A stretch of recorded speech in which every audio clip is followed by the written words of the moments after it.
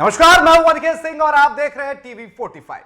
वानखेड़े में आज मुंबई और बेंगलुरु की टीमें एक दूसरे के आमने सामने भिड़ेगी। जहां मुंबई इंडियंस की टीम ने इस सीजन सभी को निराश किया है, अपने फैंस को निराश किया है और इस सीजन 4 में से सिर्फ एक मैच में जीत हासिल की है। वहीं दूसरी ओर आरसीबी ने अभी तक शानदार खेल दिखाया है और 3 में से 2 मुकाबलों में जीत हासिल की है। वहीं पॉइंट टेबल में एमआई 8वें स्थान पर है, जबकि आरसीबी तीसरे नंबर पर है। लेकिन आज का मुकाबला वानखेड़े में है, जहां मुंबई के खिलाफ 10 साल से बेंगलुरु की टीम जीत के लिए तरस रही है। पहले एक प्लेट के माध्यम से समझते हैं कि कौन सी टीम कहां पर मजबूत नजर आ रही है।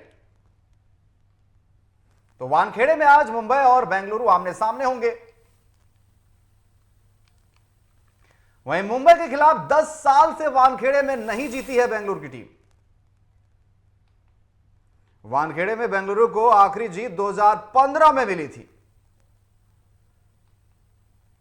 मुंबई को इस सीजन शुरुआती 4 में से 3 मैचों में हार का सामना करना पड़ा।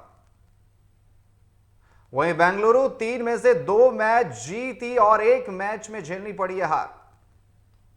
वहीं रोहित आज खेलेंगे या नहीं, संशय बरकरार है, क्योंकि पिछले मैच में रोहित चोट के कारण थे बाहर। वहीं पिछले मैच में मुंबई को मिली थी हार। बेंगलुरु को भी पिछले मुकाबले में हार मिली थी, तो दोनों ही टीमें अपना पिछला मुकाबला हारी हुई है और दोनों आज आमने सामने होंगी।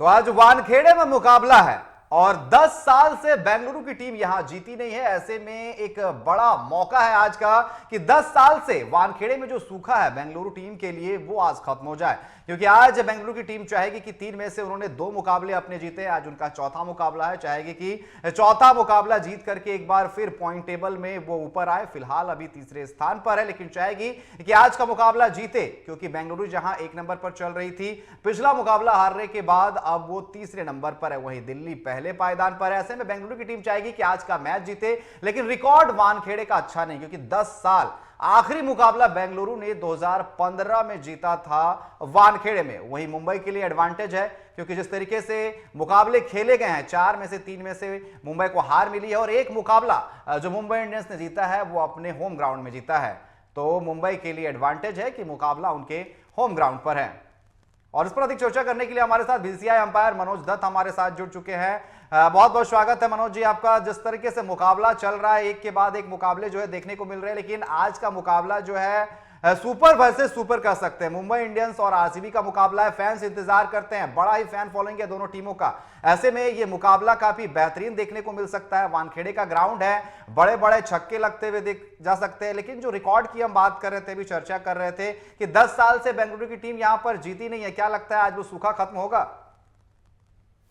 जी, है और बाउंड्री थोड़ी सी छोटी है। एक हाई स्कोरिंग मैच की ये 2015 से मुंबई ने वानखेड़े में आरसीबी के विरुद्ध अपना वर्चस्व किया है, दबदबा बनाए रखा है, पूरी तरीके से आरसीबी को अपने शिकंजे में कस रखा है। लेकिन इस वर्ष मुंबई इंडियंस की हालत ठीक नहीं है, जैसे कि अभी आपने बताया, और उसके कई सारे कारण हैं।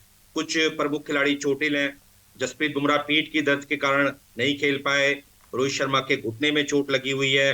बल्लेबाज जो है वो अच्छे फॉर्म में नहीं है। सूर्य कुमार यादव से काफी उम्मीदें, उन्होंने पिछले मैच में हालांकि काफी समय पिच पर व्यतीत जरूर किया, लेकिन जिस अंदाज के लिए, जिस लय के लिए, जिस दमखम के लिए सूर्य कुमार यादव जाने जाते हैं, अभी वो दिखाई नहीं दिया है। काफी हद तक रणनीतिक निर्णय और जो तिलक वर्मा को रिटायर्ड आउट किया गया था, उससे भी काफी विवाद उत्पन्न हुए हैं। जिस तरीके से एकदम से चलते मैच में तिलक वर्मा को बाहर बुला लिया गया, टीम के संतुलन और नेतृत्व में अस्थिरता दिखाई दे रही है। पहले मैच में Hardik Pandya slow over rate की वजह से नहीं खेले थे, सूर्य कुमार यादव ने टीम का नेतृत्व किया था। और सबसे बड़ी मुश्किल जो है मुंबई इंडियंस के लिए वो ये है कि टीम के पास करण शर्मा के रूप में एकमात्र अनुभवी लेग स्पिन बॉलर है, बैकअप नहीं है उनके पास। तो मुंबई इंडियंस के लिए समस्याएं खत्म होने का नाम नहीं ले रही हैं। एक एक मैच बेहद महत्वपूर्ण है।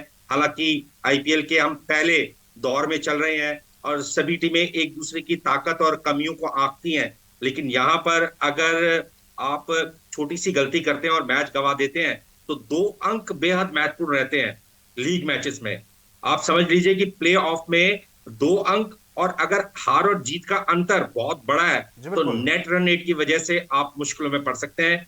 आज वानखेड़े में उम्मीद करते हैं एक रोचक रोमांचक संघर्ष देखने को मिलेगा, और फैंस तो यही चाहेंगे कि जो सुपरस्टार्स हैं वो अपनी चमक बिखेरें। जी बिल्कुल, लेकिन जिस तरीके से मुंबई इंडियंस की बात कर रहे हैं, लगातार हार का सामना करना पड़ रहा है। उन्होंने बस एक मुकाबले जीते हैं, वो भी वानखेड़े में ही जीता है। लेकिन जो सबसे बड़ी कमजोरी मुझे लगती है ऐसे कि जो है टेम्परामेंट के साथ साथ टीम में जो बॉन्डिंग होनी चाहिए बाकी खिलाड़ियों के साथ, वो देखने को नहीं मिल रही है। क्योंकि रोहित शर्मा एक बड़े प्लेयर है, हम लगातार चर्चा कर रहे थे, अगर वो फील्ड पर होते हैं तो एक फायदा होता है। 5 बार उन्होंने चैंपियंस बनाया है मुंबई इंडियंस को, 5 बार की चैंपियंस टीम है। ऐसे में वो बाहर बैठे हुए थे, कहा जा रहा था कि उन्हें चोट है इसलिए नहीं खेल रहे, और जब वो खेल रहे हैं तो बस बल्लेबाजी कर रहे हैं, बाकी के ओवरों में जाकर के वो डगआउट पर बैठे रहते हैं। ऐसे में जो यहाँ पर मैनेजमेंट है उसे सोचना चाहिए और बात करनी चाहिए कि आखिर खिलाड़ियों के बीच क्या बॉन्डिंग की कमी है। सबसे बड़ा रीजन तो ये नजर आ रहा है मुंबई इंडियंस के हार का।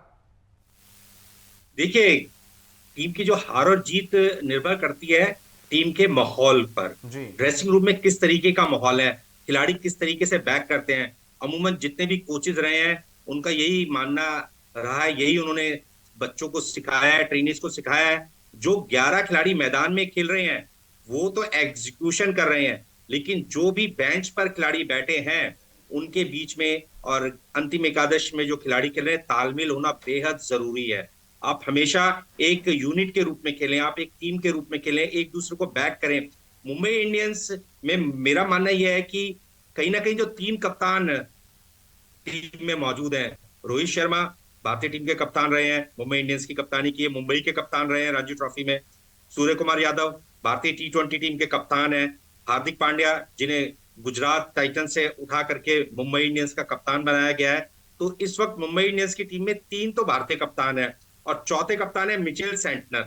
तो जब एक टीम के अंदर बहुत सारे कप्तान होते हैं तो कहीं ना कहीं सबकी सोच थोड़ी सी अलग रहती है। हालांकि महिला जयवर्धने एक बहुत ही प्रोफेशनल कोच है, मुंबई इंडियंस के थिंक टैंक ने उन्हें खासतौर से बागडोर सौंपी है कोचिंग की, लेकिन महिला जयवर्धने की बहुत बड़ी जिम्मेदारी बनती है कि इन सब खिलाड़ियों को किस और तरीके से उनकी एक आलोचना साथ हो रही है एक धागे में बांधा जाए। मनोज जी, आलोचना हो रही है महिला जयवर्धने की, जिस तरीके से पिछले मैच में बुला लिया गया वापस। ये तो कप्तान का कॉल नहीं था, कप्तान तो बैटिंग कर रहे थे और महिला जयवर्धने ने ही वापस बुलाया था कि आप वापस आ जाओ, और सेंटर को भेजा गया था। हार्दिक ने स्ट्राइक भी नहीं दिया। इसको लेकर के भी विवाद चल रहा है। आकाश संगानी भी सोचते हुए नजर आए कि आखिर क्या हो गया। सूर्य कुमार यादव भी पूछते हुए नजर आ रहे थे कि आखिर हुआ क्या। और जिस तरीके से बातचीत चल रही थी महिला जयवर्धने और सूर्य कुमार यादव के बीच में, सूर्य कुमार यादव एग्री नहीं कर रहे थे उस प्रपोजल से कि सेंटर को भेजा जाए और तिलक वर्मा को बुलाया जाए। जी और सबसे बड़ी गलती ये हुई थिंक टैंक से कि तिलक वर्मा बहुत अच्छा खेल रहे थे, वेल सेट थे, और जैसे कि हमने पिछले कार्यक्रमों में भी कहा कि Tilak Varma square of the wicket बहुत अच्छा खेलते हैं, लेकिन जिस तरीके से वहां पर गेंदबाजी चल रही थी, बॉलर्स ने बिल्कुल भी मौका नहीं दिया था।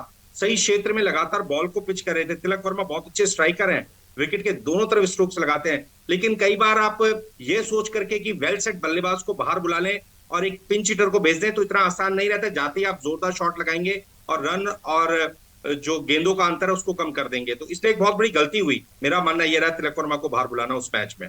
चलिए, ये तो बात हो गई मुंबई इंडियंस की, लेकिन अब बात करते हैं बेंगलुरु की, जो पिछले 10 सालों से इस इंतजार में है कि वानखेड़े में मुकाबला जीते। हालांकि होम एडवांटेज जो है मुंबई को मिल सकता है, लेकिन आरसीबी इस सीजन अपने फैंस को निराश नहीं कर रही है, बेहतर खेल दिखा रही है। हालांकि पिछले मैच में वो अपने होम ग्राउंड में हार गई, लेकिन अगर बाकी 2 मैचों की बात की जाए तो उन्होंने दूसरे को जाकर के हराया है। ऐसे में आज का मुकाबला काफी दिलचस्प होगा और विराट कोहली पर निगाहें होंगी। विराट कोहली कैसा खेल दिखाते हैं आज? बिल्कुल, विराट कोहली तो सबके चहेते रहते हैं। T20 हो, ओडीआई हो, टेस्ट मैच हो, विराट कोहली हमेशा सुर्खियों में रहते हैं। लेकिन आरसीबी की जो सबसे बड़ी मुसीबत है वो है मध्य क्रम की अस्थिरता। विराट कोहली और फिल सॉल्ट जैसे शीर्ष क्रम के बल्लेबाजों पर तो अत्याधिक निर्भरता है। यदि वो जल्दी आउट हो जाते हो तो मध्य क्रम में Devdutt Padikkal, Liam Livingstone, Tim David और कुणाल पांड्या के ऊपर आप निर्भर जरूर है, लेकिन इन सभी बैटर्स को बहुत अच्छा खेलना पड़ेगा, तभी जी आज के मैच में आप एक चुनौतीपूर्ण लक्ष्य निर्धारित कर सकते हैं। मुंबई इंडियंस के सामने अगर आरसीबी की टीम पहले बल्लेबाजी करती है और अगर रनों का पीछा करेगी, तो निश्चित रूप से मध्यक्रम की जिम्मेदारी रहेगी कि किस अनुशासन के साथ ये सभी बैटर्स अपनी इनिंग्स को बिल्ड करते हैं और लक्ष्य का पीछा करते हैं। आज कुल मिलाकर के बहुत बड़ी परीक्षा होने वाली है आरसीबी की वानखेड़े स्टेडियम में। लेकिन अगर गेंदबाजी की बात की जाए तो आरसीबी की गेंदबाजी भी बेहतर नजर आ रही है। जिस तरीके से भुवनेश्वर कुमार है लगातार खुद को इंप्रूव कर रहे हैं और बेहतरीन गेंदबाजी कर रहे हैं और दिखा रहे हैं कि अभी भी उनमें काफी खेल बाकी है। जिस तरीके से वो गेंदबाजी कर रहे हैं, रन बहुत कम दे रहे हैं और विकेट भी निकाल रहे हैं, ऐसे में एक प्लस पॉइंट जो है वो निकल कर सामने आया आरसीबी के लिए कि जिस तरीके से भुवनेश्वर कुमार बेहतर गेंदबाजी कर रहे हैं।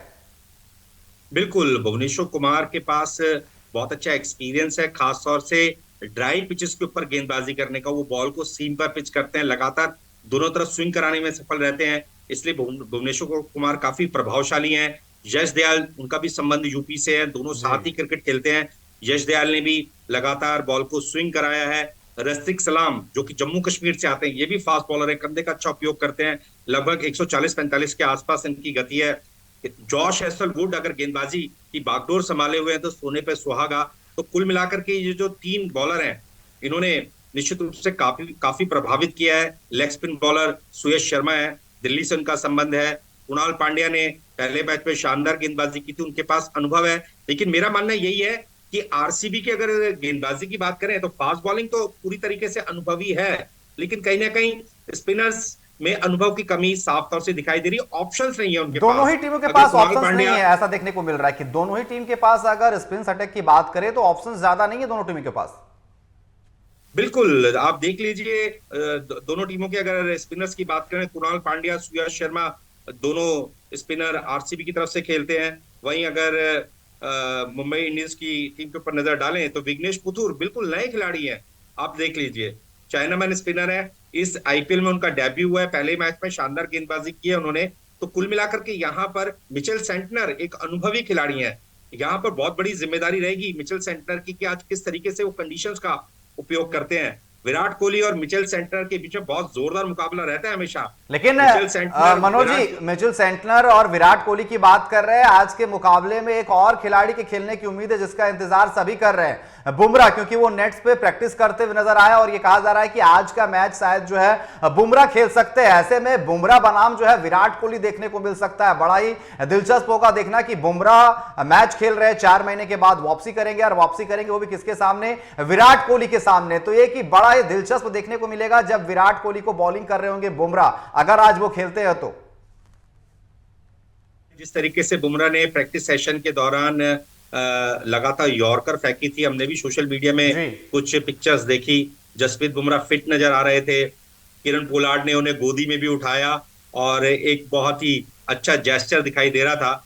और कुल मिलाकर के एक बहुत अच्छा मुकाबला रहेगा विराट कोहली और जसप्रीत बुमराह के बीच में। बुमराह के हाथ में बॉल और विराट कोहली स्ट्राइक पर हैं। एक मजेदार, कांटेदार, झंडाटेदार क्योंकि संघर्ष होने वाला है। विराट कोहली से अच्छा बल्लेबाज और बुमराह से अच्छा गेंदबाज जो है नजर नहीं आता, तो ये दोनों का मुकाबला जो है काफी दिलचस्प होगा। बिल्कुल, क्रिकेट अपने टॉप पर होगी जी, आप लगा लीजिए, क्रिकेट पूरी चरम पर होगी आज जब विराट कोहली स्ट्राइक पर होंगे और जसप्रीत बुमराह बुमराह अपने रनअप पर दौड़ते हुए बॉल को स्विंग कराएंगे, तो एक अलग ही मजा आएगा। और हम उन भाग्यशाली दर्शकों में से एक हैं जो कि इस संघर्ष को देखेंगे। लेकिन एक बात यह भी होगी कि क्या वो अगर बुमराह खेलते हैं तो वो लय नजर आएगा, क्योंकि काफी टाइम के बाद आ रहे हैं और सामने आरसीबी है, वो भी आपके सामने शायद विराट कोहली रहे, तो वो लय देखने को मिलेगी कि आखिर किस तरीके से लय प्राप्त करते हैं। और एक बड़ा चैलेंज ये भी होगा कि मुंबई इंडियंस के पास कि आप किसे बैठाते हैं, बुमराह को किसकी जगह खिलाएंगे। दीपक चहर जिस तरीके से बॉलिंग कर रहे थे, टेड बोल्ट बॉलिंग कर रहे थे, आखिर किसकी जगह आप बुमराह को खिलाएंगे, ये भी सवाल उठता है कि बाहर कौन बैठेगा। मुझे ऐसा लगता है कि अश्विनी कुमार, जिन्होंने अभी 2 मैच पहले बहुत अच्छी बॉलिंग की थी, मुंबई इंडियंस के थिंक टैंक के पास और कोई ऑप्शन है भी नहीं कि अश्विनी कुमार के स्थान पर जसप्रीत बुमराह को खिलाया जाए। विघ्नेश पुथुर इंपैक्ट प्लेयर के रूप में आ सकते हैं, क्योंकि मिचेल सेंटनर और पहले से ही बाएं हाथ से स्पिन गेंदबाजी करते हैं और अंतिम एकादश में उन्हें शामिल किया गया है। दीपक चहर, ट्रेंट बोल्ट और जसप्रीत बुमराह 3 फास्ट बॉलर्स रहेंगे। Mitchell Santner, Vignesh Puthur 2 spinners रहेंगे और हार्दिक पांड्या, जिन्होंने पिछले मैच में 5 विकेट लिए हैं, शानदार गेंदबाजी की है, वो छठे गेंदबाज के रूप में आज मुंबई इंडियंस की अंतिम एकादश में शामिल किए जा सकते हैं। हालांकि हार्दिक पांड्या टीम के कप्तान है, लेकिन अगर गेंदबाजों की बात करें तो ये 6 गेंदबाज मुझे ऐसा लगता है कि आज गेंदबाजी करते हुए दिखाई देंगे। जी बिल्कुल, बुमराह के आने से पूरी टीम जो है वो चेंज हो जाएगी। जिस तरीके से जो कमजोर कड़ी नजर आ रही थी कि टीम जो है लगातार हार रही थी, शायद आज अगर बुमराह खेलते और बुमराह के आने के बाद जो है टीम मजबूत हो जाएगी। और लगातार देखा गया है कि शुरुआती दौर में मुंबई इंडियंस जो है पिछड़ी भी नजर आती है, लेकिन धीरे धीरे मुकाबला जैसे बढ़ते जाता है, टूर्नामेंट आगे बढ़ता है, मुंबई इंडियंस की टीम दिखाती है कि क्यों वो 5 बार की चैंपियंस है और बेहतर खेलना उन्हें पता है और ट्रॉफी जीतना पता है। लेकिन हम बुमराह की जिस तरीके से बात कर रहे हैं, लगातार वो रेस्ट पर थे, चोट लगा हुआ था, अब वो उभर कर सामने आ रहे हैं। ऐसे में क्या आते साथ ही वो लय प्राप्त कर पाएंगे, जिस लय की हम बात कर रहे हैं कि लगातार यॉर्कर डाले, नेट्स पे बॉल डालना अलग बात है, लेकिन लगातार आने के बाद अगर आप मैच पर खेलते हैं और मैच में वो इंपैक्ट पड़ेगा नहीं, ये सबसे बड़ा असर जो है वो देखने को मिलेगा कि बुमराह किस तरीके से गेंदबाजी करते हैं। देखिए, जसप्रीत बुमराह एक बहुत ही अनुभवी खिलाड़ी है, और भले ही वो पीठ की दर्द की वजह से काफी समय से क्रिकेट के बाहर हैं, लेकिन पेशेवर जो उनका अंदाज है, लगातार जो उन्होंने क्रिकेट खेली है, अंतर्राष्ट्रीय मंच पर जो दबाव उन्होंने झेला है, कहीं ना कहीं उस सबका उन्हें फायदा मिलेगा। और आईपीएल का मैच है, भले ही उनके सामने विराट कोहली है, लेकिन मुझे ऐसा लगता है कि जसप्रीत बुमराह अपनी लय प्राप्त कर लेंगे और एक बार फिर से हमें दिखाई देगी वो गति, वो पैनापन, वो धार जसप्रीत बुमराह की गेंदबाजी में। जी बिल्कुल, लेकिन जिस तरीके से हम चर्चा कर रहे हैं विराट कोहली वर्सेस जसप्रीत बुमराह की, फैंस भी इंतजार कर लेंगे कि यार बुमराह अगर आ रहा है तो फिर वो विराट कोहली के सामने गेंदबाजी करे, और बुमराह के फैंस चाहेंगे कि विराट कोहली को आउट करे और विराट के फैंस चाहेंगे कि बुमराह को चौके छक्के लगे। ये भी बड़ा दिलचस्प होगा देखने में। बिल्कुल। आज तो मैंने आपसे बोला ना, हम उन भाग्यशाली दर्शकों में से एक हैं जो कि इस संघर्ष को देखेंगे। एक तरफ जसप्रीत बुमराह और दूसरे छोर पर बैट लिए हुए विराट कोहली मौजूद हैं। एक बहुत ही शानदार यादगार पल होने वाला है आज हम सबके लिए। लेकिन मनोज जी, जिस तरीके से हम चर्चा कर रहे हैं, बुमराह के कमबैक की चर्चा कर रहे हैं, दोनों आमने सामने होंगे, लेकिन एक खिलाड़ी है जिसने 5 बार मुंबई को ट्रॉफी जिताया, वो पिछले मैच में नहीं खेल रहा था। इसको लेकर के भी कई बातें चल रही थी कि उनका फॉर्म खराब चल रहा है, वो प्रैक्टिस करते हुए नजर आए, और लास्ट टाइम में वो कह दिया गया कि नहीं वो फिट नहीं है, नहीं खेल पाएंगे। लोगों का ये भी कहना है कि नहीं, मैनेजमेंट ने और टीम जो मीटिंग्स हुई उसमें उन्हें ड्रॉप कर दिया गया, हालांकि बताया गया कि नहीं वो फिट नहीं है। ऐसे में क्या लग रहा है कि आज रोहित शर्मा खेलेंगे या नहीं, इसको लेकर के भी संशय बरकरार चल रही है लगातार। देखिए, अगर रोहित शर्मा फिट होंगे तो खेलेंगे। रोहित शर्मा एक बहुत बड़े खिलाड़ी हैं, अटैकिंग प्लेयर हैं, ओपनर हैं, टी20 के एक्सपर्ट विशेषज्ञ बल्लेबाज माने जाते हैं। विराट कोहली, रोहित शर्मा, महेंद्र सिंह धोनी ऐसे खिलाड़ी हैं, अगर ये फिट हैं तो निश्चित रूप से ये खेल के मैदान में उतरना पसंद करते हैं। रोहित शर्मा पिछले मैच में कहीं ना कहीं जो उनकी घुटने की इंजरी है, उससे पहले भी 1-2 बार वो नहीं खेले अंतरराष्ट्रीय मैचेस भी। और कई बार ऐसा होता है कि जब लगातार आप सीजन टू सीजन खेलते रहते हैं तो आपके शरीर के ऊपर, आपकी फिटनेस के ऊपर उसका असर पड़ता है, आपका जो दमखम होता है कहीं ना कहीं प्रभावित होता है। रोहित लेकिन शर्मा रोहित एक शर्मा का बहुत ही बल्ला इस मेहनती सीजन खिलाड़ी है। बिल्कुल चला नहीं है मनोज जी। रोहित शर्मा के अगर बल्ले की बात करें तो बिल्कुल नहीं चला इस सीजन, बिल्कुल फ्लॉप नजर आ रहा है। ऐसे में कई तरीके के सवाल उठ रहे, आलोचना हो रही है कि रोहित शर्मा का फॉर्म खराब चल रहा है, और वो बैटिंग करने के लिए भी आ रहे हैं तो 3-4 गेंदें खेल रहे हैं और आउट होने के बाद पूरे मैच में बाहर वो डगआउट पर बैठ रहे हैं। ऐसे में ये भी एक प्रभाव डालता है, अगर आप फील्ड पर रहते हैं, भले ही आपकी बल्लेबाजी ना हुई, 1-2 फील्डिंग अच्छी हो गई, कैच अच्छा हो गया, तो फिर आपका वो कॉन्फिडेंट नजर आता है और उसका असर सीधा आपके बल्लेबाजी पर देखने को मिलता है। कहीं ना कहीं ये एक बड़ा जो है फीडबैक जो है देना चाहिए, जिस तरीके से उन्हें फील्ड पर लगातार फील्डिंग करनी चाहिए। ऐसे में कॉन्फिडेंट आएगा और वो अगर बल्लेबाजी करने आएंगे तो बेहतर खेलते हुए नजर आएंगे। देखिए, कई बार गलत गेंद का चयन भी होता है और भाग्य भी आपके साथ नहीं होता। बैटर भी हालांकि एक इंसान ही है, कोई कंप्यूटर तो है नहीं। जी और अमूमन हम चर्चा भी करते हैं कि जो फॉर्म होती है वो टेम्परेरी होती है, और जो टैलेंट होता है, जो स्किल होते हैं वो परमानेंट होते हैं। विराट कोहली, महेंद्र सिंह धोनी, जसप्रीत बुमराह, रोहित शर्मा बहुत बड़े खिलाड़ी हैं। रोहित शर्मा ने भले ही ठीक है शुरुआत इस सीजन में अच्छी नहीं रही है, लेकिन हम पूरी उम्मीद करते हैं कि रोहित शर्मा का बल्ला गरजेगा, वानखेड़े में दहाड़ेंगे रोहित शर्मा। एक बार फिर से जिस अंदाज के लिए वो जाने जाते हैं वो एक बार फिर से देखने को मिलेगा। क्या लगता है आज का मुकाबला हाई स्कोरिंग होगी? वानखेड़े का ग्राउंड छोटा है, बड़े बड़े चौके छक्के लगते हैं, मतलब कि वानखेड़े में कहा जाता है गेंदबाजों की जो है सामत आती रहती है। अगर बढ़िया टीम के बीच मुकाबला है, अगर बल्लेबाज बढ़िया है तो बॉल बाउंड्री लाइन के बाहर ही जाएगी, चौके ज्यादा छक्के लगेंगे। क्या लग रहा है आज के मुकाबले में, अगर टीम जो है टॉस जीतती है तो पहले गेंदबाजी करेगी या बल्लेबाजी, क्योंकि बैटिंग पिच माना जाता है वानखेड़े को? मुझे ऐसा लगता है कि जो भी कप्तान टॉस जीतेगा पहले फील्डिंग का फैसला करेगा। वानखेड़े में अमूमन इस मौसम में ओस गिरती है, और अगर आज ओस गिरी तो कहीं ना कहीं उसकी एडवांटेज बैटिंग साइड को मिलेगी। गीली बॉल को ग्रिप करना उतना आसान रहता नहीं है, गीली बॉल अच्छी गति और उछाल के साथ बैट तक आती है। वानखेड़े की जो रेड सॉइल पिच है, इस पर दोनों के लिए बराबर के अवसर मौजूद रहते हैं। चूंकि बॉल स्विंग भी होती है, सीम भी होती है, रेड सॉइल पिच बहुत हार्ड रहती है, जो उसकी ऊपरी सतह रहती है रोलिंग के बाद काफी सख्त हो जाती है, जिस वजह से बॉल अच्छी गति और उछाल के साथ बैट तक आती है।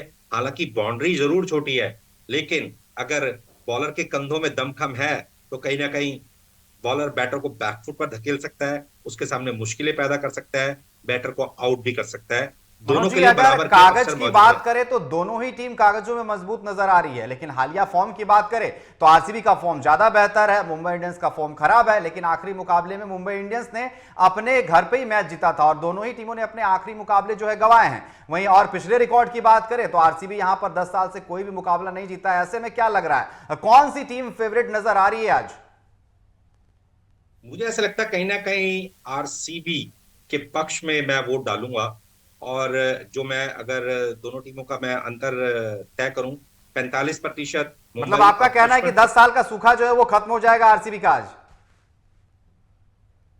ये जरूर है कि 10 साल से आरसीबी मुंबई से जीती नहीं है, लेकिन पिछली मैच में एलएसजी के विरुद्ध मुंबई ने हार का सामना किया है। हालांकि जीटी ने भी आरसीबी को हराया जरूर है, लेकिन इस सीजन में अगर दोनों टीमों की तुलना की जाए तो आरसीबी मुझे थोड़ा सा बेहतर क्रिकेट खेलती हुई दिखाई दे रही है। Virat Kohli, Phil Salt, Rajat Patidar, Devdutt Padikkal, Livingstone, Jitesh Sharma, Kunal Pandya, बहुत अच्छा मिडल ऑर्डर है। वहीं अगर मुंबई इंडियंस की बात करें, रोहित शर्मा अगर आज खेलते हैं तो विल जैक्स और रॉयल रिकल्टन में से कोई एक उनके साथ पारी की शुरुआत कर सकते हैं। नमनदीप ने पिछले मैच में शानदार बल्लेबाजी की है, सूर्य कुमार यादव ने भी अच्छा फॉर्म दिखाया, तिलक वर्मा आज किस तरीके से बल्लेबाजी करते हैं ये भी देखना होगा। हार्दिक पांड्या, मिचेल सेंटर जी और राज बाबा, ये बिल्कुल। इनकी लेकिन बल्लेबाजी। अगर मैं आपसे पूछूं, आखिरी सवाल है कि कौन आज इंपैक्ट डाल सकता है? रोहित शर्मा, विराट कोहली, बुमराह, हार्दिक पांड्या, सूर्य कुमार यादव, कई बड़े स्टार है, लेकिन आपकी तरफ से क्या लगता है कि कौन आज इंपैक्ट डालने वाला है आज के मुकाबले में? देखिए, अगर जसप्रीत बुमराह खेले तो मुंबई इंडियंस के लिए जसप्रीत बुमराह इंपैक्ट डालेंगे, और आरसीबी के लिए one and only Virat Kohli. चलिए, ये तो शाम में पता चलेगा कि आखिर कौन बाजी मारता है और कौन इंपैक्ट डालता है। फिलहाल आपका हमारे साथ जुड़ने के लिए और तमाम चर्चा करने के लिए बहुत बहुत धन्यवाद। तो आज वानखेड़े में मुंबई और आरसीबी आमने सामने होगी, जहां आरसीबी 10 साल का सूखा खत्म करने के लिए उतरेगी, क्योंकि 10 साल से आरसीबी की टीम ने वानखेड़े में मुंबई को नहीं हराया। ऐसे में अगर पिछले दोनों मुकाबलों की बात की जाए तो दोनों ही टीमों ने अपने पिछले मुकाबले गंवाए हैं, जहां आरसीबी लगातार बेहतर खेलती हुई नजर आ रही है और मुंबई इंडियंस 4 में से 3 मुकाबले उसने गंवाए हैं। लेकिन एक प्लस पॉइंट है कि 10 साल से आरसीबी ने कोई भी मुकाबला वानखेड़े में जीता नहीं है और पिछला मुकाबला जो मुंबई ने जीता है वो अपने होम ग्राउंड पर जीता है। ऐसे में दिलचस्प होगा, क्योंकि आज बुमराह इस सीजन अपना पहला मुकाबला भी खेल सकते हैं। फिलहाल अभी के लिए बस इतना ही। बने रहे टी45 के साथ। नमस्कार।